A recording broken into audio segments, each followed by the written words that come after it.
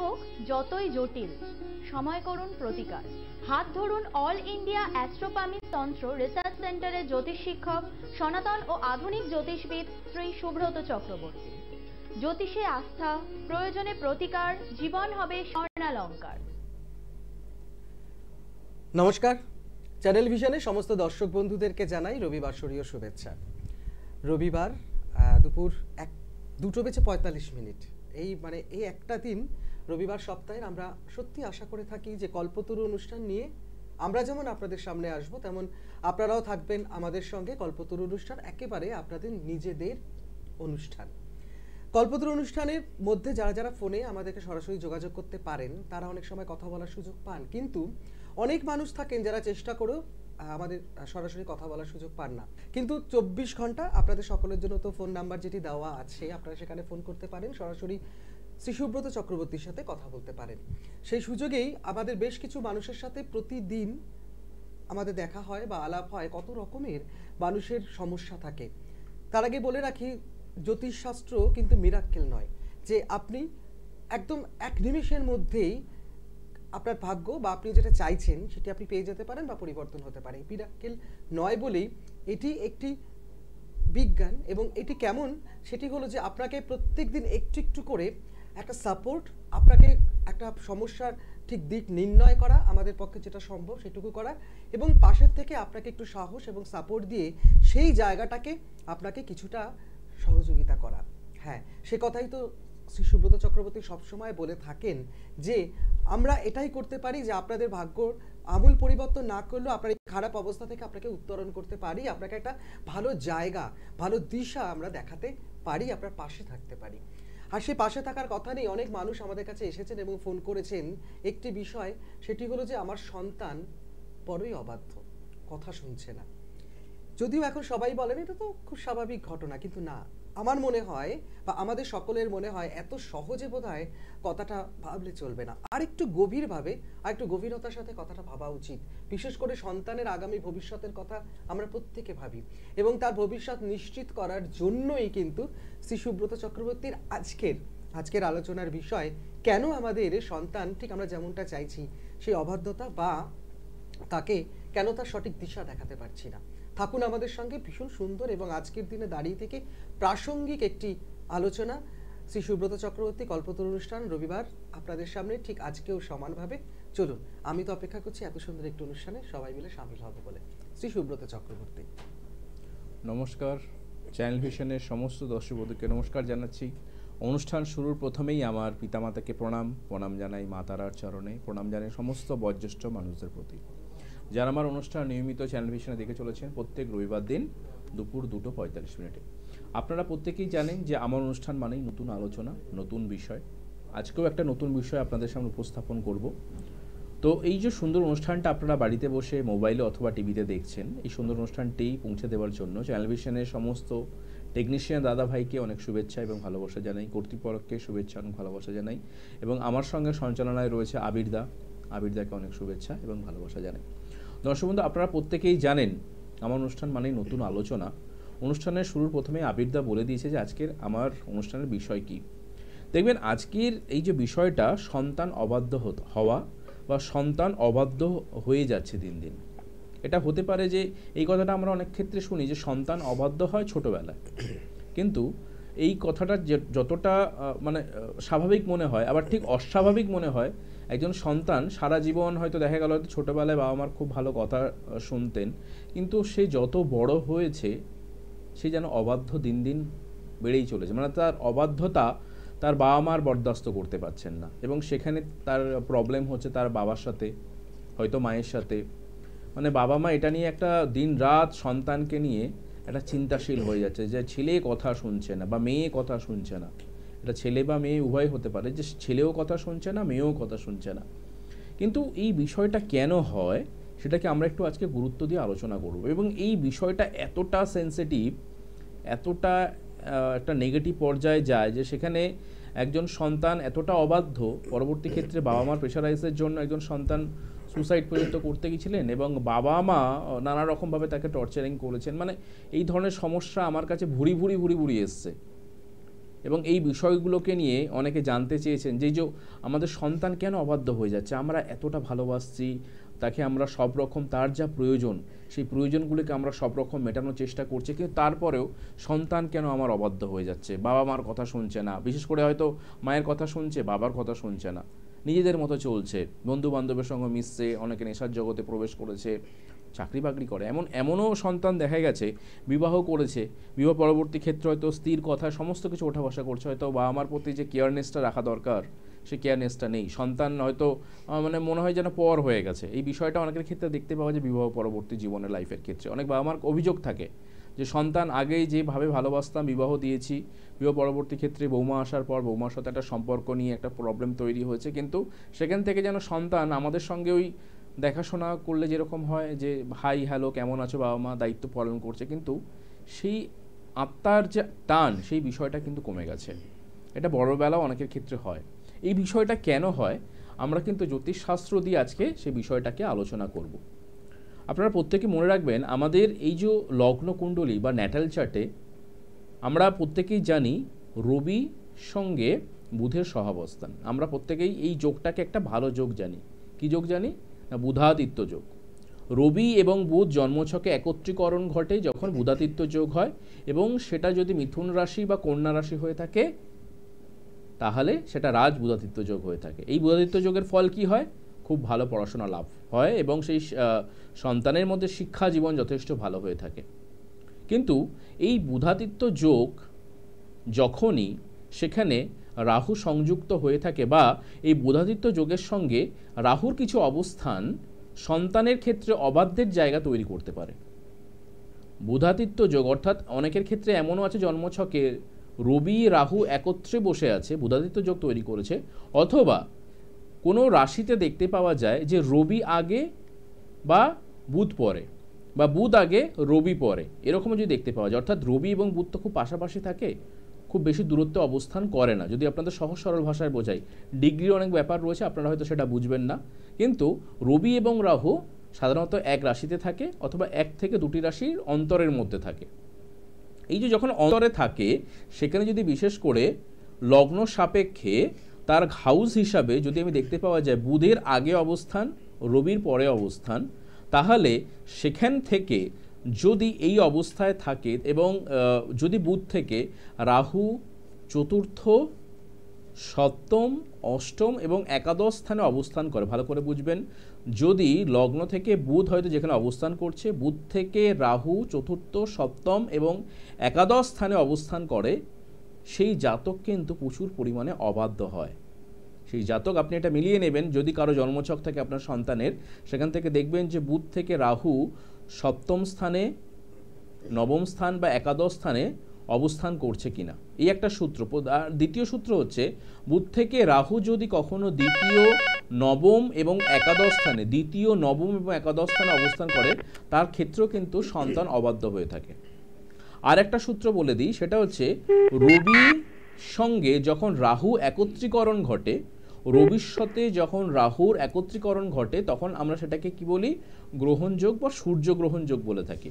কিন্তু এই সূর্যগ্রহণের যোগের সাথে সাথে বুধ যদি কখনো রবির 1 ডিগ্রি ওপরে অবস্থান করে বা এক রাশি আগে অবস্থান করে, মানে একটা রাশি আগে থাকে, ধরুন রবি এবং রাহু একত্রে অবস্থান করছে মেষ রাশিতে, কিন্তু সেখানে বুধ যদি মীন রাশিতে অবস্থান করে, অর্থাৎ একটা রাশি আগে থাকছে, তবে কিন্তু সেই জাতক জাতিকা আপনার সন্তান প্রচুর পরিমাণে অবাধ্য হবে, সেটা মেয়ে হোক বা ছেলে। অর্থাৎ আপনি এবার এই বিষয়টা থাকে কি, অনেকের ক্ষেত্রে থাকে যদি পঞ্চমপতি বা চতুর্থপতির সঙ্গে সেই বুধ দৃষ্টদান করে, অর্থাৎ দৃষ্টি লাভ করে, দেখা গেল রবি রাহু একত্রীকরণ করেছে, সেখানে তার আগের রাশি মীন রাশিতে বুধ রয়েছে, সেই বুধ যদি কিছুভাবে চতুর্থপতি পঞ্চমপতির সঙ্গে সংযোগ স্থাপন করে, তাহলে তার চঞ্চলতাটা ওই প্রাথমিক ক্ষেত্রে দেখতে পাওয়া যায় যাদের চতুর্থ থাকবে, আর যাদের পঞ্চমের সঙ্গে থাকবে তাদের ওই শিক্ষা জীবন নবম, দশম শ্রেণী বা একাদশ শ্রেণী বা দ্বাদশ শ্রেণী পর্যন্ত থাকতে পারে। তারপরে কিন্তু তার মধ্যে বাবা মার কথাবার্তা মেনে চলার প্রবণতা প্রচুর থাকবে সেই সন্তান, অর্থাৎ সেই সন্তান বাবা মার কথা একদম অক্ষরে অক্ষরে মেনে চলবে। কিন্তু যদি দেখতে পাওয়া যায় যে বুধের সঙ্গে চতুর্থপতি পঞ্চপতি কানেক্টিভিটি কিছুভাবে যখন ষষ্ঠপতির সঙ্গে হয়ে যাবে, যখন অষ্টম পতির সঙ্গে হবে, যখন দ্বিতীয় পতির সঙ্গে হবে, বিশেষ করে ষষ্ঠ অষ্টম দ্বিতীয়ের সঙ্গে যখন কানেক্টিভিটি হবে, সেই সন্তান বয়স বৃদ্ধির সাথে সাথে তার কিন্তু অবাধ্যপনাটা বাড়তে থাকবে। এবং এর অনেক ভ্যারিয়েশন রয়েছে। অবাধ্যপনা বাড়তে থাকবে অনেকগুলো কারণে। যদি সেই বুধ লগ্ন কেন্দ্রিক হয়ে থাকে তাহলে বন্ধু বৎসলতা প্রচুর পরিমাণে হবে। যদি সেই বুধ সপ্তম পতি চতুর্থ পতি একত্রীকরণ হয়ে থাকে দৃষ্টি বিনিময়ের মাধ্যমে, তাহলে তার বিপরীত যে সঙ্গ, অর্থাৎ সে যদি মেয়ে হয় তার ছেলের সঙ্গের জন্য সে বাবা মার অবাধ্য হতে পারে, বা যদি ছেলে হয় তার মেয়ে সঙ্গ হবে, সেখান থেকে তার একটা বাবা মার সঙ্গে সম্পর্ক ছিন্ন হতে পারে, নিজের মতো চলতে ভালোবাসবে। এবং পরবর্তী ক্ষেত্রে এর অনেক ডেফিনেশন রয়েছে, মানে নিজের মতো চলছে। এবং সেখানে কি হবে, অনেক সময় দেখা যাবে কি আমরা রবি থেকে পিতৃভাব বিচার করি, চন্দ্র থেকে মাতৃভাব বিচার করি, এবং এখানে তার বিচার আলাদা আলাদা রয়েছে।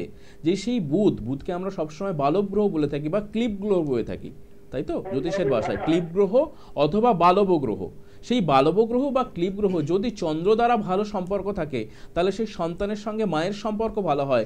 যদি রবি তার অশুভ অবস্থাতে থাকে, বুধের সঙ্গে রবির অশুভ অবস্থান, বা সেখানে রাহু কেতুভাবে দৃষ্টি হয়ে থাকে, তাহলে সেই সন্তানের সঙ্গে পিতৃভাব অর্থাৎ বাবার সঙ্গে তার বনিবনা কিছুতেই হবে না। অর্থাৎ বাবার সঙ্গে সারা জীবন একটা খিটেখাটা লেগে থাকবেই, সাপে লেউল।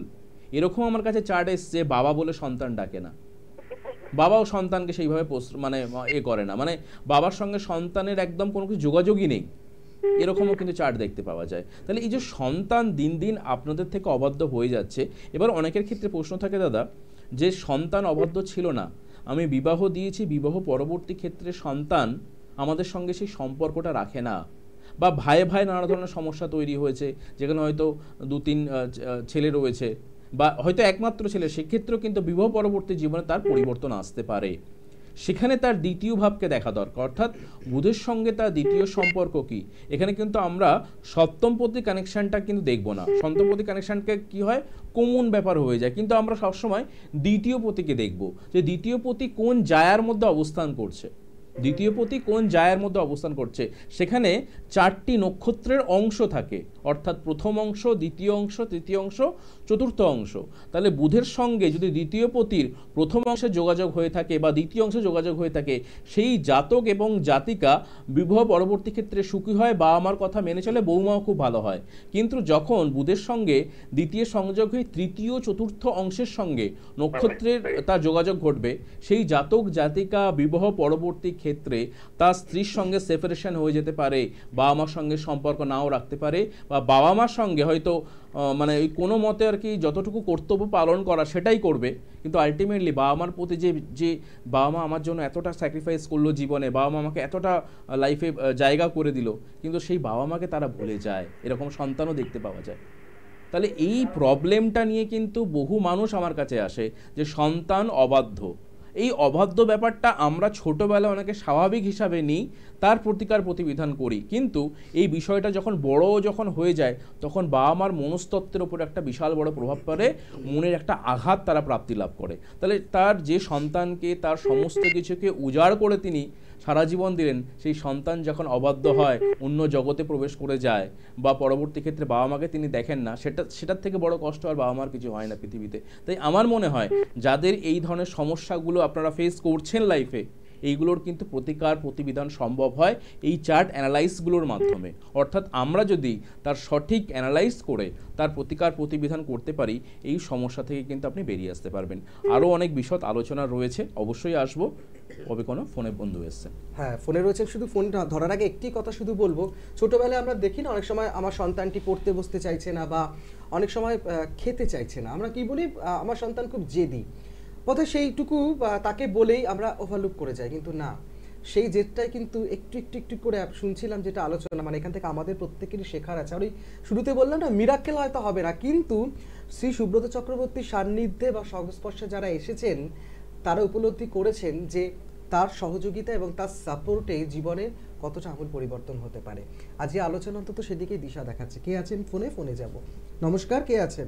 হ্যালো, নমস্কার। আপনার জীবনকে নমস্কার। হ্যাঁ, নমস্কার। কে বলছেন, কোথা থেকে বলছেন? আমি নদিয়া থেকে বলছি। নদিয়া থেকে? হ্যাঁ। নাম? প্রীতম বিশ্বাস। প্রীতম বিশ্বাস। আচ্ছা, ডেট অফ বার্থ একটু বলতে হবে। Date of September 1991। হ্যাঁ হ্যাঁ, আরেকবার। 7 সেপ্টেম্বর 1991। 7 সেপ্টেম্বর। 7 সেপ্টেম্বর 91। জন্ম সময়? জন্ম সময় সকাল 11টা 28 মিনিট। আচ্ছা, বেশ। কল্পতরু অনুষ্ঠান দেখা হয়? হ্যাঁ, পরবর্তী অনুষ্ঠান আমি দেখি, আমি চেষ্টা করার পর লাইনটি পেলাম অনেকদিন পর। আচ্ছা আচ্ছা আচ্ছা, 7ই সেপ্টেম্বর 1991 সাল তো? হ্যাঁ হ্যাঁ, ওকে, 11টা 28 সকাল। 28 সকাল। হ্যাঁ, 11টা শনিবার ছিল কি জন্মবার? হ্যাঁ, শনিবার। আচ্ছা, লগ্ন হচ্ছে বৃশ্চিক লগ্ন, রাশি হচ্ছে সিংহ রাশি, হ্যাঁ। নক্ষত্র হচ্ছে মঘা নক্ষত্র। এই চারটা কি আপনার চার্ট? হ্যাঁ, এটা আমার নিজের। আচ্ছা, আপনার। আচ্ছা, প্রথমেই যেটা আমি আলোচনায় আসব সেটা হচ্ছে কর্মকেন্দ্রিক ব্যাপারে কি কোনো সমস্যা চলছে? হ্যাঁ, মেনলি এই বিষয়ে প্রশ্ন জানতে এসেছি। একদম। আচ্ছা, আমি একটু বলে নিই, তারপর আপনি বলবেন অবশ্যই। দেখুন, আপনার জন্মছকে যে বিষয়টা দেখতে পাচ্ছি, যে জন্মকুণ্ডলিতে আপনার যদি দেখেন যে শুক্র বুধের নক্ষত্র অবস্থান করছে, একটা বিপরীত রাজযোগ তৈরি করলো। এই যে বুধ শুক্রের বিপরীত রাজযোগটা, এটা কি হয় সাধারণত, এই রাজযোগটা কখন খাটে না, তখন যে যখন সে মার্গী অবস্থাতে থাকবে, অর্থাৎ সেই গ্রহটা কোনো কিছুভাবে, মানে ধরুন বুধ শুক্র একত্রীকরণ ঘটলো, দেখা গেল বুধ হয়তো বকরি, শুক্রের সঙ্গে ইনভাইটেড, মানে রাজযোগ তৈরি করলো, কিন্তু সেক্ষেত্রে সেই রাজযোগটা ফল হবে না। আবার ঠিক উল্টাও হতে পারে যে শুক্রর সঙ্গে বুধ কমপ্লিট হতো, কিন্তু সেই শুক্র বকরি হয়ে গেল। আপনার জন্মছকে কিন্তু এই একটা যোগ রয়েছে, মানে এটা আশা করি কেউ বলবে না, কারণ দেখবেন বুধ অশ্লেষা নক্ষত্রে 28 ডিগ্রিতে রয়েছে, মানে শুক্রের যে কম্বিনেশন 28 ডিগ্রিতে রয়েছে সেটা যথেষ্ট ভালো। বুধ সেখানে ইনভলভ করছে অশ্লেষা নক্ষত্র, বুধের নক্ষত্র, কিন্তু সেই শুক্র আপনার রেট্রোগেট বা বক্র অবস্থাতে রয়েছে, ঠিক আছে? এইটা আপনার জীবনের ক্ষেত্রে আপনাকে প্রচুর পরিমাণে কিন্তু হ্যারাসমেন্ট করাবে। যেটা কি করাবে, যে আপনার যোগ্যতা অনুযায়ী কর্মজগৎ সঠিকভাবে হবে না, আপনার যোগ্যতা অনুযায়ী আপনি ভালো প্লেসমেন্ট পাবে না, আপনি যোগ্যতা অনুযায়ী যেখানে কাজ করবেন সেই কাজের মর্যাদা আপনি পাবেন না, এবং সব কিছু জিনিস আপনার জীবনে প্রচুর পরিমাণে লেটে হবে। বুঝতে পারলাম ব্যাপারটা? হ্যাঁ, এবার আপনি বলুন যে কি হচ্ছে। মেনলি স্যার আমি অনেকদিন হয়ে গেছে চাকরির জন্য চেষ্টা করে যাচ্ছি, আমার বিএড কমপ্লিট, বুঝলেন তো? তো বিভিন্ন রকম সরকারি চাকরির জন্য পরীক্ষা দিয়ে যাচ্ছি, কিন্তু এখনো সফলতা পাইনি। একদম একদম। যে এই যে সফলতা পাননি, তার মানে কাউকে কি দেখানো হয়েছিল, বা কাউকে ফোন করেছিলেন কোনো চ্যানেলে, কাউকে দেখানো হয়েছিল, এই জিনিসটা কি কেউ পার্টিকুলার বলেছে? না, এই জিনিসটা আমাকে কেউ আগে কোনোদিন বলেনি। একদম। আপনি যদি পারেন না চার্টের এই জায়গাটাকে, আপনার আদার্স কিন্তু দেখবেন কোনো সমস্যা নেই। এবার আপনার যদি আমি লগ্ন কুণ্ডলীটা আরেকবার ভালো করে ম্যাচিং করে দেখি, এবার অনেকে যেটা বলতে পারে, এই যে বুধাদিত্য যোগ, তার সঙ্গে বৃহস্পতির একটা সংযোগ রয়েছে, আপনার যে লগ্ন সাপেক্ষে লগ্নের যে কম্বিনেশন, লগ্ন থেকে একাদশ মঙ্গল রয়েছে, ঠিক আছে? দশম স্থানে রবি বুধ এবং চন্দ্র অবস্থান করে, তার মানে অনেকগুলো ভালো যোগ চলছে, কিন্তু তার সত্ত্বেও এই যোগের মধ্যে আপনি কোনো ভালো চাকরি পাচ্ছেন। এবার আপনার দশাতে চলে আসছি। দশাতে যদি আমি দেখি, আপনার এই সময় ক্ষেত্রে আরম্ভ হয়েছে চন্দ্রের মহাদশা। চন্দ্রের মহাদশা কবে থেকে চলছে? 20/7/2022 সাল থেকে চলছে, 20/7/2032 সাল পর্যন্ত চলবে। তাহলে এখন চন্দ্রের মহাদশা, চন্দ্র মহাদশা, তার সঙ্গে অন্তর্দশা যদি আমি দেখি, এখন অন্তর্দশা আপনার রাহু, ঠিক আছে? কিন্তু এই চন্দ্র এবং রাহুর মহাদশা অন্তর্দশা আপনাকে খুব একটা শুভ ফল বা নেগেটিভ ফল দেবে না, একটা মিশ্র ফল যাবে। কিন্তু মেইন প্রবলেমটা ঘটাবে আপনার ন্যাটাল চার্ট।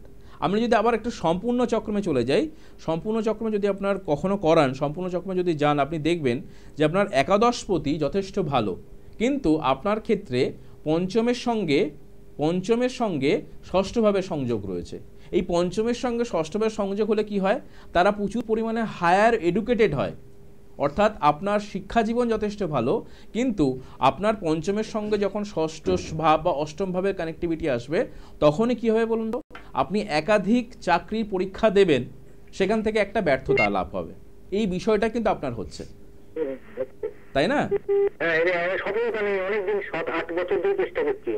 7-8 বছর কিন্তু মানে ছোট ব্যাপার নয়। তো আমি এটুকু বলতে পারি দাদা, দেখুন যে এই ছোটোখাটো দুটো বিষয়কে যদি আমরা একটু রেকটিফাই করে নিতে পারি, আপনাকে অনেকে বলতে পারে এই যোগ রয়েছে, এটাকে হারাতে হবে, ওরকম কোনো ব্যাপার নেই।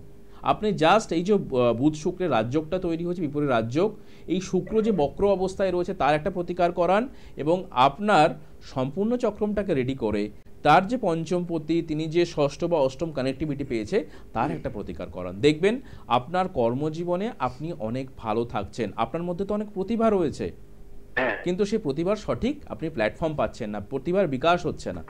সেই প্রতিভার বিকাশটা আপনাকে করাতে হবে, ঠিক আছে? আরও অনেক কিছু বলার রয়েছে। আপনার কিছু ক্ষেত্রে মাথা গরম হয়ে যাবে, আপনার শরীরের লোয়ার ভাগে কোনো কিছু হাড়ের সমস্যা আসতে পারে, ঠিক আছে? একদম। তো আপনার অনেক কিছু ডিটেলস আরও বলার রয়েছে, এখান থেকে তো সব কিছু বলা সম্ভব নয়। আপনি যদি মনে করেন একবার যোগাযোগ করে নেবেন, এই জায়গাটার প্রতিকার প্রতিবিধান করিয়ে নিতে পারেন, দেখবেন আপনার কর্মজীবন যথেষ্ট ভালো হবে। কিন্তু ফেলে রাখবেন না বিষয়টাকে, ঠিক আছে? ভালো থাকবেন। প্রীতমের তো ধরুন এখনো অনেকটা জীবন পড়েই রয়েছে, আর অনেক কিছু ভাবনা অনেক কিছু রয়েছে। প্রীতম চাইলেই তার কাছাকাছি যিনি আছেন তার পরামর্শ নিতে পারেন। আর অবশ্যই যদি সুব্রত চক্রবর্তীর কথা বারবার বলি, এগরা বা বালিচক আপনারা মাসে 2 বার পেয়ে যাবেন। ফোন নাম্বার তো আপনাদের সকলের স্ক্রিনে দেখতেই পাচ্ছেন। সোমবার শ্যামবাজার, রবিবার মঙ্গলবার গড়িয়া, মাসে 2টো বুধবার বর্ধমান এবং দুর্গাপুর আমরা পাবো। বৃহস্পতিবার নৈহাটি ব্যারাকপুরে পাবো, শুক্রবার পশ্চিম মেদিনীপুর টাউন কেরানীটোলা পাবো, শনিবার হাওড়া বালি বাজার পাবো। নর্থ বেঙ্গলে আমরা সকলে জানি 8 থেকে একেবারে টানা 21 তারিখ পর্যন্ত 2টো সপ্তাহ তিনি রত্ন ভান্ডার জুয়েলার্সে থাকবেন। প্রথমবার হিলকার্ট রোডে যেটি রয়েছে এবং পরের বার যেটা রয়েছে আমাদের শিলিগুড়ি সিটি সেন্টারের কাছে। অবশ্যই যোগাযোগ করবেন, ছোট্ট একটু সহযোগিতা, একটা সাপোর্ট। আর একটি ফোন রয়েছে, নিয়ে নি তাহলে। অবশ্যই। অনেকেই বারবার বলেন ফোন পাই না। হ্যাঁ নমস্কার, কে আছেন ফোনে? নমস্কার, আমি সন্তোষপুর থেকে বলছি, আমার ছেলের বিষয়ে একটু জানতে চাইছি। নমস্কার দিদি, আপনি নাম বলুন। ওর নাম হচ্ছে রাহুল রায়। হ্যাঁ, 7/9/2000। 7/9/2000। আচ্ছা বেশ। জন্ম সময়? দুপুর 1:03 কলকাতা। 1:03 কলকাতা। আচ্ছা, নামটা আরেকবার একটু পরিষ্কার করে শুনতে পারলে ভালো হতো।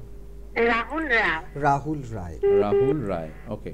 আচ্ছা মাসিমা, রাহুলের জন্মবার কি বৃহস্পতিবার? হ্যাঁ। বৃহস্পতিবার। ওর লগ্ন হচ্ছে বৃশ্চিক লগ্ন, রাশি হচ্ছে ধনু রাশি, নক্ষত্র হচ্ছে মূলা নক্ষত্র, অর্থাৎ নক্ষত্র অধিপতি কেতু, নবমী শুক্লপক্ষ তিথি, ওর সূর্য সিদ্ধান্ত যোগ, আয়ুষ্মান যোগ, গণ হচ্ছে দেবারিগণ। আচ্ছা, প্রথমে বলি রাহুল কিন্তু একটু জেদি প্রকৃতির হবে, রাগ প্রচুর আছে ছেলের, বুঝেছেন? ছেলের রাগ আছে এবং নিজের মতো চলতে ভালোবাসবে, একটু জেদি হবে। একটা জিনিস যেটা বলতে হবে, ওর কেরিয়ার ডেভেলপমেন্ট যথেষ্ট ভালো রয়েছে। ওর একটা জিনিস যেটা খুব ভালো সেটা হচ্ছে বুধটা তুঙ্গস্থ, কিন্তু অন্যদিকে যদি আপনি দেখেন শুক্রটা নিচস্থ, অর্থাৎ বুধ তুঙ্গি, শুক্র নিচস্থ, আবার রবি হচ্ছে সক্ষেত্রগত, অর্থাৎ কতগুলো খুব শুভ যোগ রয়েছে, আবার কতগুলো অশুভ যোগ রয়েছে। ওর জন্মছকে দেখতে পাচ্ছি সমস্ত গ্রহ মার্গী অবস্থাতে রয়েছে, ঠিক আছে? তার মানে আপনার ছেলে রাহুল কিন্তু পরবর্তী ক্ষেত্রে কর্মজীবনে ভালো প্রতিষ্ঠা লাভ করবে, কিন্তু ওর ক্ষেত্রে যেটা প্রবলেম হবে, ও এখন কি করছে? ও গ্র্যাজুয়েশন কমপ্লিট করে এখন বর্ষা পুরো একদম বসা। ওর ক্ষেত্রে যে প্রবলেমটা তৈরি হবে, দেখবেন আপনি যদি জন্মছকে যান, দেখবেন চন্দ্রকেতুর এই যে সংযোগটা, আমি আজকে যে আলোচনাটা করছিলাম, চন্দ্রকেতুর সংযোগ, এটাকে বলা হয় গ্রহণ যোগ। আবার অন্যদিক থেকে বুধ শুক্রের রাজযোগ তৈরি হয়েছে, কিন্তু ওর নবমপতি ভাগ্যপতি সে কিন্তু কানেক্টিভিটি করে আছে দ্বিতীয় স্থান, এবং সেই দ্বিতীয়ের অধিপতি গ্রহের ডিগ্রি কিন্তু দেখা যাচ্ছে কি 5 ডিগ্রির নিচে। এই অবস্থানটার জন্য দেখা যাবে কি ওর শিক্ষা জীবন খারাপ নয়, কিন্তু একেবারে যে ওর চেষ্টার একটা খামতি থাকবে। মানে ওর যে প্রবলেমটা এখন হবে, বাড়িতে বসে থাকবো, কোনো কিছু করব না, একটা ল্যাথার্জি ব্যাপার প্রচুর পরিমাণে ওর মধ্যে থাকবে, মানে ওর চেষ্টার অভাব থাকবে প্রচুর পরিমাণে, এটাই ওর কিন্তু খামতি। ও কিছু করতেই চাইবে না, আপনারা ওকে জোর করে করতে যাবেন, ও বলবে যে আমি পরে করছি, আজ করব, কাল করব, কোনো কিছু পর ইন্টারভিউ দে। ওর ল্যাথার্জি কখনো শেষ হবে না মাসিমা। এই ল্যাথার্জিটা কিন্তু আগামী দিন বহুদিন পর্যন্ত থাকবে। অর্থাৎ এই নবমপতির সঙ্গে দ্বিতীয় পতির কানেক্টিভিটি যখন তার ডিগ্রি 5 ডিগ্রি নিচে থাকে, এই জাতক জাতিকাদের ঠেলে কাজ করাতে হয়। এমনও হয় না নিজের জলটা গড়িয়েও খেতে পারে না আপনার ছেলে, বুঝতে পেরেছেন? তাহলে এই যে নিজের স্বকীয় ভাবনা, স্বকীয় চিন্তা যতক্ষণ না নিজের মধ্যে আসছে, ততক্ষণ তো কোনো ভালো কাজ উন্নতি ঘটবেই না। ওর তো করতেই চাইবে না, বলবে যে আমি বাড়িতে বসে থাকি, কি করব না করব, ওর নিজস্ব চেষ্টাটাই নেই একেবারে, তাই না? হ্যালো, যাই হোক ফোনে নেই তো। আমার মনে হয় মা হয়তো সহমত প্রকাশ করেছেন, তো অবশ্যই যদি মনে হয় এই বিষয়গুলো হচ্ছে, তবে রাহুলের চিন্তা করার বিষয় নেই, এই জায়গাগুলোকে যদি আমরা একটু ঠিকঠাক করে নিতে পারি, দশাটা ওর ক্ষেত্রে যথেষ্ট ভালো যাচ্ছে, গোল্ডেন পিরিয়ডের দশা, এই জায়গাটা একটা সঠিক প্রতিকার প্রতিবিধান প্রয়োজন। আর যদি সঠিক প্রতিকার প্রতিবিধান করতে হয় একবার যোগাযোগ করে নেবেন, আমার সাথে যোগাযোগ করতে পারেন, নাহলে ভালো কোনো অ্যাস্ট্রোলজারের সঙ্গে যোগাযোগ করতে পারেন। আজকে যেহেতু একদম সময় নেই, তো আমরা হয়তো নেক্সট এপিসোডে আরও কিছু বিশেষ আলোচনা নিয়ে আপনাদের সাথে উপস্থিত হব। এবং যারা মনে করছেন আপনাদের প্রকৃত সমস্যা রয়েছে, আপনাদের ন্যাটাল চার্ট এবং সেই সঙ্গে লগ্নকুণ্ডলী এবং সম্পূর্ণ চক্রমটাকে ভালো করে বিচার বিশ্লেষণ করিয়ে তারপর প্রতিকার প্রতিবিধান করান, আপনারা দেখবেন অনেক ভালো থাকবেন এবং সুখে থাকবেন। এবং নেক্সট এপিসোডে হয়তো নতুন কিছু বিষয় নিয়ে আপনাদের সাথে উপস্থিত হব। সবাই ভালো থাকবেন, নমস্কার।